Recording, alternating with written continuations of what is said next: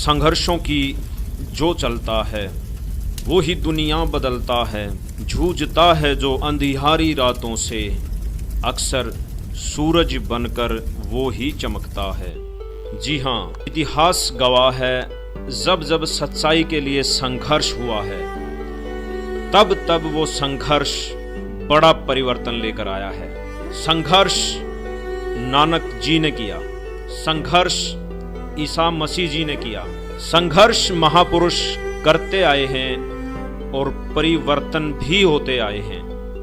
ऐसा ही एक बहुत बड़े परिवर्तन की आहट आज सुनाई दे रही है संत रामपाल जी के संघर्ष के साथ। जी हाँ, संत रामपाल जी महाराज जो पिछले 24 साल से सच्चाई को उजागर करने के लिए संघर्ष कर रहे हैं। इस संघर्ष की नींव 600 वर्ष पहले कबीर साहिब जी ने रखी थी, जिसको संत रामपाल जी महाराज पूरा करने पर लगे हुए हैं। जितने भी संत आए हैं, लाखों करोड़ों प्राणियों को मिसगाइड करने का दोष इन पर इतना गिर जाएगा कि कई लाखों वर्ष ये नरक में डाल दिए जाएंगे। आज ये अंडी पाके फिरे हैं, आज ये किसी की नहीं सुनते क्योंकि इनके पिछले पुण्य चल रहे हैं और लाखों करोड़ों व्यक्ति इनको प्रणाम करने वाले श्रद्धालु हैं और ना जाने कितना दान का वो आनंद ले रहे हैं। इस दास ने 20 वर्ष हो गए, पहले तो आदेश नहीं था गुरु जी का किसी को नाम देने का। पहले वैसे दास प्रचार किया करता था, अपने गुरु जी के पास ले जाकर नाम जलाया करता था। और सन 1994 से आज तक 16 वर्ष हो गए जो दास ने मजदूरी की है। गला मेरा खराब हो गया, शरीर भी कोई विशेष रहा नहीं, क्योंकि दिन रात मेहनत परिश्रम करने से कभी आहार किया कभी ना किया, और अभी तक ये चल रहा है। इतनी मेहनत करके इस परमात्मा की इस यथार्थ ज्ञान को, सत्य भक्ति को अब थोड़ा सा प्रभु की कृपा से उभारा है। दिन रात के परिश्रम से ये मुश्किल से ऊपर आ पाई है। पहले 3-3 टाइम सत्संग करता था यह दास, 3-3 घंटे 2.5 घंटे, एक दिन में 7 दिन का सत्संग करता था। और फिर संगत से मिलना, अब भी 4-4 घंटे 5-5 घंटे रोजाना सत्संग, फिर आप जी से परमात्मा के बच्चों से मिलना, और फिर परमात्मा की सदग्रंथों से वो ज्ञान निकाल करके पुस्तक बनाना, यानी अब तक के परिश्रम जारी है। और वो क्या करते हैं, 1 घंटा जो ये दास 10 मिनट में सत्संग करता है, इतना वो 1 घंटे में बड़े आनंद ले लेगा, बोलेंगे आह। फिर उसके मुंह का नहीं देखेंगे श्रद्धालु, सतगुरु आगे क्या बोलेंगे। सतगुरुओं के पास के में है नहीं बोलना कि वह घिसी पिटी बातें 1 घंटे में 45 मिनट में कह कर अपना चलते बने, क्योंकि उन्होंने अज्ञान पहले परिपूर्ण कर रखा है। उस अज्ञान को ही इधर उधर से सुनाते रहते हैं। और इस दास ने वो ज्ञान सुनाना है जो सदग्रंथों के अंदर विद्यमान है, जो आपने कभी सुना नहीं। सुनते ही एक बार तो ऐसा स्ट्राइक होता है दिमाग में कि झूठ बोल रहा है। फिर वो प्रमाण दिखाना पड़ता है ताकि आप इस सत्य से परिचित हो सको और सत्य को स्वीकार करें। जब महापुरुष पृथ्वी पर होते हैं तो हम उनको पहचान नहीं पाते और उनके विरोधी बन जाते हैं। ये बिल्कुल सच है। जैसे हमने 600 वर्ष पहले कबीर साहिब जी के साथ किया, जो स्वयं परमात्मा थे, आज वही इतिहास हम संत रामपाल जी का विरोध करके इसे दोहरा रहे हैं। सन 1994 से संत रामपाल जी का संघर्ष शुरू होता है। सन 1994 के बाद संत रामपाल जी अच्छी खासी जूनियर इंजीनियर की नौकरी और खुशहाल परिवार को छोड़ विश्व की आत्माओं को जगाने में लग गए। इसके बाद उन्होंने दिन रात एक करके भक्त समाज को जागरूक किया और भटके हुओं को मोक्ष का रास्ता दिखाते हुए कभी पीछे मुड़कर नहीं देखा। संत रामपाल जी के बारे में भविष्यवाणी करने वाले नानक जी, इंग्लैंड के ज्योतिषी कीरो, भविष्यवक्ता वेजी लैटिन, अमेरिका की जीन डिक्सन, अमेरिका के एंडरसन, हॉलैंड के गरार्ड कराइसे, अमेरिका के चार्ल्स क्लार्क, हंगरी की बोरिस्का, फ्रांस के डॉक्टर जुलवर्न, नास्ट्रेडामस, इजराइल के प्रोफेसर हरार, अमेरिका की महिला भविष्यवक्ता फ्लोरेंस और जय गुरुदेव आदि ने जिस महापुरुष के बारे में भविष्यवाणियां की हैं वो महापुरुष संत रामपाल जी हैं। संत रामपाल जी ने धार्मिक पाखंडवाद को मिटाने का बीड़ा उठाया और सत भक्ति का प्रचार प्रसार शुरू किया। स्वामी रामदेवानंद जी महाराज ने 1994 को संत रामपाल जी महाराज को नाम दीक्षा देने की आज्ञा दी। सन 1994 से लगभग 6 साल तक संत रामपाल जी ने घर घर जाकर सत्संग किए और जनता को बताया कि आपको नकली धर्म गुरुओं द्वारा भ्रमित किया जा रहा है, आपको भक्ति के नाम पर लूटा जा रहा है। उन्होंने बताया कि आप अपने वेदों और ग्रंथों को खोल कर देखो, उनमें खजाना छुपा हुआ है। सदग्रंथ क्या बता रहे हैं और हमारे मुल्ला, काजी, पंडित क्या बता रहे हैं। संत जी ने सदग्रंथों और प्रमाणित संतों की वाणियों से सिद्ध किया कि कबीर साहिब जी ही परमात्मा हैं, जो सतलोक में रहते हैं और समय समय पर पृथ्वी पर आकर अपनी आत्माओं को चेताते रहते हैं। संत रामपाल जी महाराज ने जो भक्ति विधि बताई उससे लाखों लोगों के शारीरिक और आर्थिक लाभ मिलने लगे। जब से संत रामपाल जी महाराज जी से नाम उपदेश लिया हूँ तो साधना करते करते अभी मेरा जो HIV एड्स है वो बिल्कुल तरह से ठीक हो चुका है, मुझे कोई तकलीफ नहीं है। कैंसर की बीमारी ठीक 2 दिन के बाद होश आया था। तो ये रिपोर्ट है मेरा ऐसा पूरा ये सर पटा हुआ है 3 तरफ से। परमात्मा ही इलाज करते हैं और परमात्मा ने ही ठीक किया, जिससे श्रद्धालुओं की संख्या जल्दी ही लाखों में हो गई। लेकिन जब नकली धर्म गुरुओं ने देखा कि उनकी दुकानें बंद हो रही हैं, तो उन्होंने संत रामपाल जी को बदनाम करना शुरू कर दिया। आसपास की जनता को गुमराह करने लगे। आर्य समाज का इसमें मुख्य हाथ था, क्योंकि संत रामपाल जी ने आर्य समाज की पुस्तक सत्यार्थ प्रकाश को वेदों से तुलना करके उसको झूठा साबित कर दिया। आर्य समाज के नकली आचार्यों ने लोगों को भ्रमित करके सतलोक आश्रम करोथा पर हमला कर दिया। ये वाकया सन 2006 का है।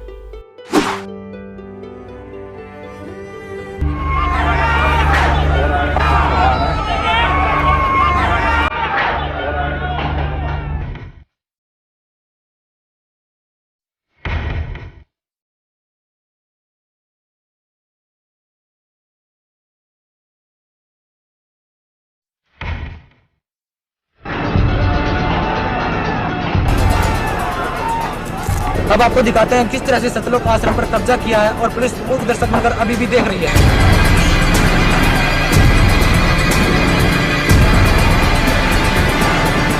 एक आतंकवाद जैसी स्थिति यहाँ पर बन चुकी है।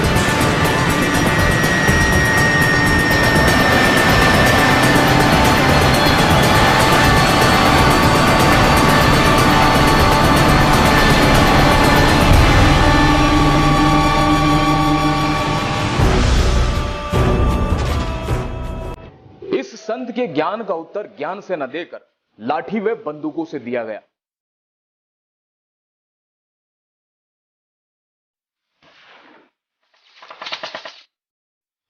पुलिस की कोशिशों के बाद भी ये आश्रम की दीवारों तक पहुंच गए, जिसमें पुलिस और हमलावरों की मुठभेड़ में एक सोनू नाम के उपद्रवी की मौत हो गई।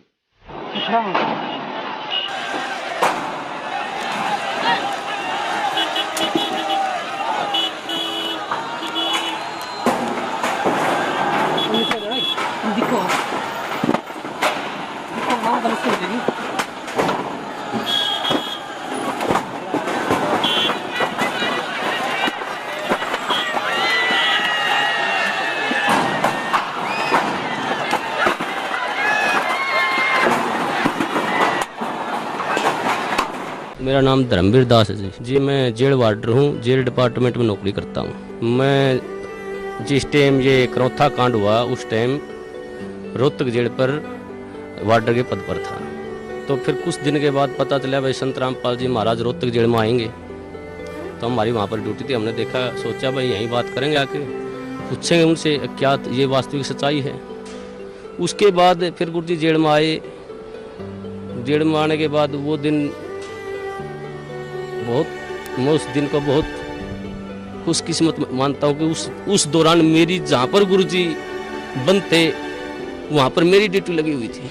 उसके बाद गुरु जी यहाँ से सुबह जैसे ही गुरु जी को मैंने नज़दीक ही गया, गुरु जी ने मेरे से पूछ लिया कि भाई हवलदार कौन से गांव का है तू? माँ जी मैं कंडेला गांव का। हाँ, गुरु जी संत रामपाल जी महाराज ने मेरे ही बड़े भाई का नाम ले दिया। एक ओम प्रकाश है भाई, मेरा कंडेला का बहुत बढ़िया भगत है। देखो कितनी अखबार में कितने सुनने के कारण मैं अपने भाई को मना कर दिया कि मैं नहीं जानता। इतना बुरा प्रचार सुनने के बाद मैंने अपने भाई को भी खुद मारा, माँ जा भाई, मैंने ये कह दिया कि मैं नहीं जानता उसको। एक दिन मैं कैसेट सुन रहा था, रात के 9:30-10 बजे का टाइम था। तो एक कैसेट, इतनी मार्मिक कैसेट थी, उसमें मैं क्या बताऊं, मेरे गुरुजियों के लिए मेरा हृदय फट गया था। वो परमात्मा सतगुरुदेव उन्होंने कहा कि इस दास की जीभ कट जाए अगर झूठ बोलता हो तो मैं इस परोपकार समाज के लिए ज्ञान छुड़ा रहा। तो एक दिन रात को 2 बजे मेरी ड्यूटी थी, मैं गुरुजियों के पास गया तो गुरुजियों ने फिर बिठा के मेरे को कहा बेटा ऐसी भक्ति करनी चाहिए परमात्मा की। एक जैसे मुलाजिम आया मेरे साथ का साथी, उसने आते ही गुरुजियों से कहा, हंसते हुए कहा जी आपको तो मिट्टी में मिला दिया। हमारे गुरुजी ने कहा हाँ बेटा मिट्टी में मिला दिया भाई। लेकिन ऐसा उदाहरण दिया हमारे गुरुजियों ने एकदम से सटीक, भाई जमींदार 40 किलो अन्न मिट्टी में मिलाता है, 70 मण उठा के ले जाता वहां से।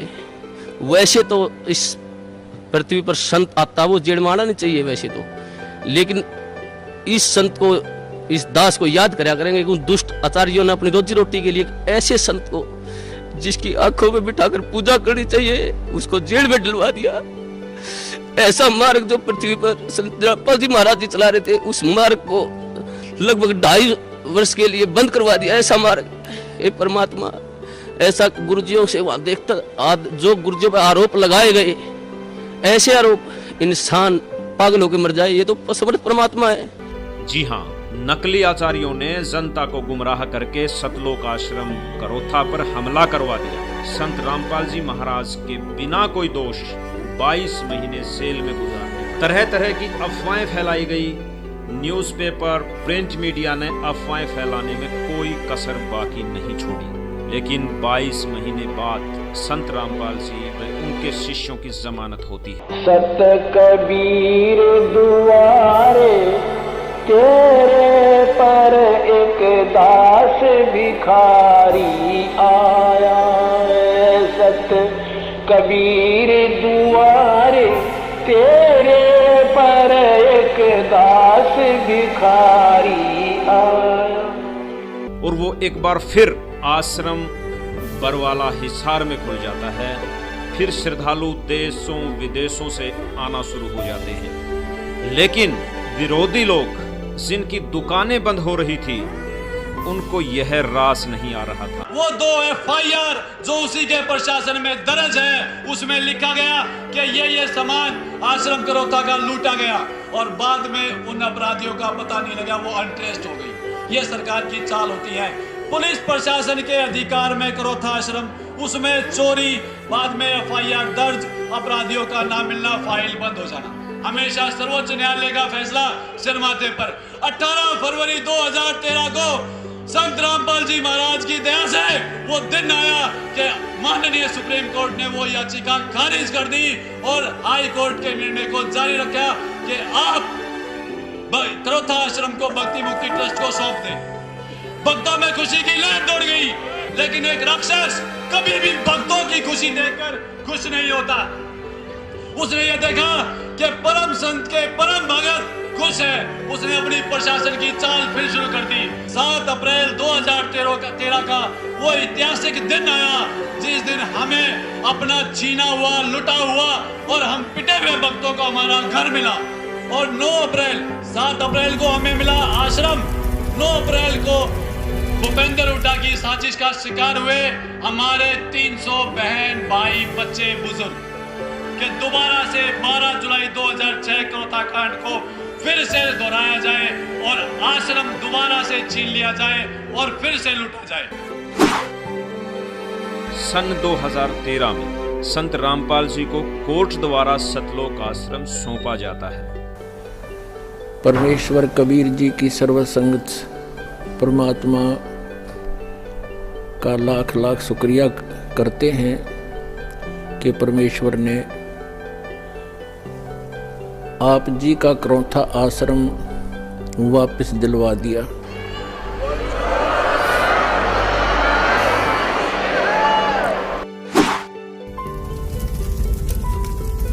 एक बार फिर सतलोक आश्रम पर उन्हीं उपद्रवियों द्वारा हमला किया जाता है। पुलिस और उपद्रवियों की झड़प होती है। एक बार फिर वही चीजें दोहराई जाती हैं जो 2006 में दोहराई गई थी। संत रामपाल जी पर फिर झूठा मुकदमा बनाया जाता है, जबकि संत रामपाल जी तो करोथा में थे ही नहीं। वे तो वहां से लगभग 150 किलोमीटर दूर बरवाला आश्रम में सत्संग कर रहे थे। एक बार फिर झूठ का पुलिंदा बनाया जाता है। तत्कालीन सरकार भी विरोधियों का सहयोग करती है, जैसे 2006 में किया गया था। अब और जुल्म पे जुल्म किए जाते हैं। सन 2014 आता है। अब चौथी बार फिर आश्रम पर हमला किया जाता है। अब की बार हमला करने वाला खुद प्रशासन था, खुद सरकार थी। संत रामपाल जी के 6 शिष्यों को पुलिस मार डालती है। और इसमें सबसे बड़ी जो आश्चर्यजनक बात थी वो ये थी कि इनका दोष भी संत रामपाल जी पर गढ़ दिया जाता है, उनके शिष्यों के सिर लगा दिया जाता है। 18 नवंबर 2014 को ये हमला किया जाता है। सभी षड्यंत्रकारी ताकतें संत रामपाल जी के खिलाफ कार्य कर रही होती हैं। जैसे 600 वर्ष पहले कबीर परमात्मा जी के साथ तत्कालीन राजा ने किया था। संत रामपाल जी को झूठे मुकदमों में फंसाया गया, तरह तरह के आरोप लगाकर टॉर्चर किया गया।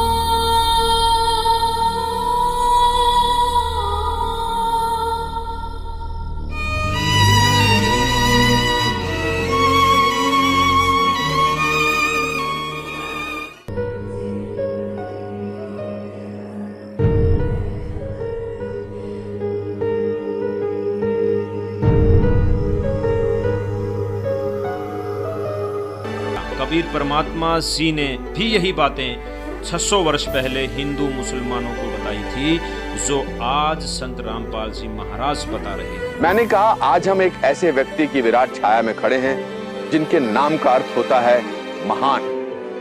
कहते हैं पेशे से वो बुनकर थे, कपड़ा बुनने का काम करते थे, लेकिन अपने समाज के लिए वो ऐसी बातें बुनकर कहकर चले गए कि आज उनके बगैर भारत की कहानी अधूरी है। एक बात और, वे व्यक्ति आज से 600 साल पहले हुए और उनके बारे में यह भी कहा जाता है कि अगर आज वो होते तो ना जाने कितने मुकदमे हो गए होते उन पर।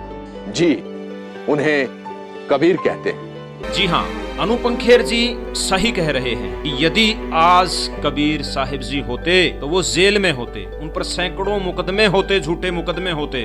अनुपम खेर जी, आपकी बात बिल्कुल सच है। कबीर साहिब जी ने भी पाखंडवाद के विरुद्ध आवाज उठाई और आज संत रामपाल जी महाराज भी पाखंडवाद के विरुद्ध आवाज उठा रहे हैं। ये स्वयं कबीर साहिब हैं और आज जेल में हैं। लेकिन जेल में होने के बावजूद संत रामपाल जी महाराज से लाखों भक्त जुड़ रहे हैं। दिन प्रतिदिन श्रद्धालुओं की संख्या बढ़ती जा रही है। संत रामपाल जी महाराज जल्दी ही इस विश्व को परिवर्तन करने वाले हैं। इनको कोई आम आदमी मानकर भूल न करें, इन्हें पहचाने, क्योंकि नानक जी के समय हम नानक जी को नहीं पहचान सके, कबीर साहिब जी के समय कबीर साहिब जी को नहीं पहचान सके। अब हम ये गलती नहीं करेंगे। संत रामपाल जी द्वारा दी गई भक्ति 1000 वर्ष तक चलेगी, जिससे मानव जाति का कल्याण होगा। 5550 तब ये शब्द होगा सच्चा। 5505 वर्ष, यहाँ देखना 171 पृष्ठ पे। 5 सेंस, 5 सेंस माने 5000 और 500। जब कलयुग बीत जाए, महापुरुष फरमान तब जगतारण को आए।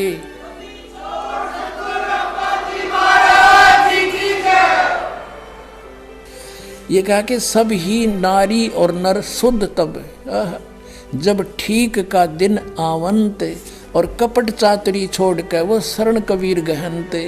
बोलो सतगुरुदेव।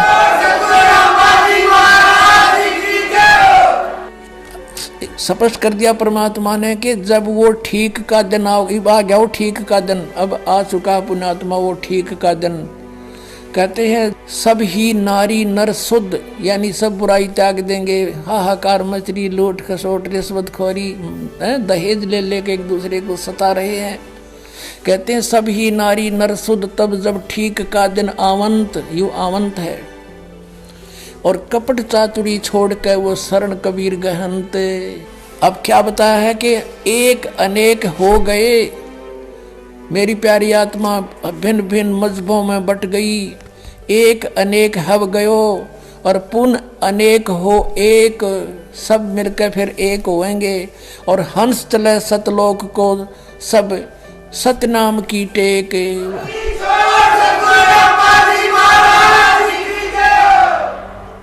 तो यहाँ बताते हैं, तो ऐसे इसका अर्थ ये बनाया है कि घर घर बोध विचार हो, दुर्मति दूर बहाए, और कलयुग में सब एक हो गए और बरते सहज स्वभाव। कति प्यार से रहा करेंगे, कोई किसी को दुखी नहीं करेगा, भगवान से डरने वाले हो जाएंगे। अब बगैर ज्ञान के हम ये सबको बदकुमत कर रहे थे, अब हमें ज्ञान हो जाएगा, फिर हम गलती बिल्कुल नहीं करेंगे, कर ही नहीं सकते। चलिए आज जान ही लेते हैं कि संत रामपाल जी क्या गुनाह करते जा रहे हैं। क्या भक्ति मार्ग में फैले पाखंडवाद को मिटाना गुनाह है? क्या दहेज प्रथा को खत्म करना गुनाह है? क्या भ्रूण हत्या को समाप्त करना गुनाह है? क्या मोक्ष का सच्चा रास्ता बताना गुनाह है? क्या विश्व भर से रिश्वतखोरी, मांसाहार और नशे को मिटाना गुनाह है? क्या स्वच्छ समाज का निर्माण करना गुनाह है? क्या भ्रष्टाचार पर आवाज उठाकर भ्रष्टाचार को मिटाना गुनाह है? या फिर लाखों परिवारों को सच्ची भक्ति देकर सुखी बनाना गुनाह है? अगर ये सब गुनाह हैं तो ये गुनाह होते रहेंगे, क्योंकि एक अच्छे समाज और विश्व कल्याण के लिए ये गुनाह जरूरी हैं। और आप सबसे भी अपील है कि आप भी इन गुनाहों में शामिल हो जाइए, क्योंकि परिवर्तन होने वाला है और दुनिया बदलने वाली है। जय हिंद, जय भारत।